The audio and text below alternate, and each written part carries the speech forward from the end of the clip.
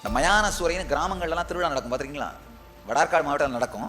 சிவராத்திரிக்கு மறுநாள். அது கதை என்னன்னா, ஒரு அசுரன் தேவியை எதிர்த்து சண்டை போட்டானான். அவன் என்ன பண்ணா, சுடுகாட்டில் போய் ஒளிஞ்சிக்கிட்டானான். சுடுகாட்டுக்கு தேவி அவனை அழிக்கிறதுக்கு போனால் அங்கே பேய் பிசாசு நிறைய இருக்கு.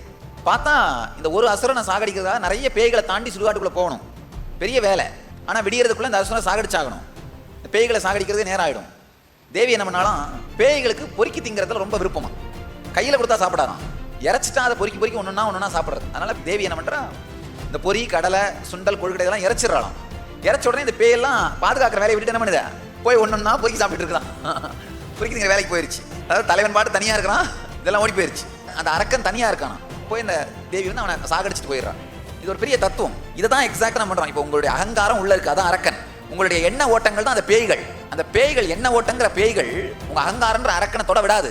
எனக்கு நான் 4 நாளைக்குள்ள அவனை சாகடிச்சாகணும், டைம் இல்லை. இந்த மெடிடேஷன் டெக்னிக் தான் பொறி கடலை அள்ளி போட்டு விட்டேன்னா மனம் என்ன பண்ணா அதை போய் பொறி தின்னுட்டு இருக்கோம். உங்க மனம் அந்த டெக்னிக்கை போய் என்ன பண்ணிட்டு இருக்கோம், அப்படியே நினைச்சு பார்க்க முயற்சி பண்ணி இது என்னவோ அது என்னவோ ஏதாவது ஒன்று பண்ணிட்டு இருக்கோம். அந்த நேரத்தில் நான் உள்ள போய் என்ன பண்ணலாம், அங்கே சாவடிச்சு வந்துடலாம். அதுக்காக தான் டெக்னிக், வேற ஒன்றும் கிடையாது.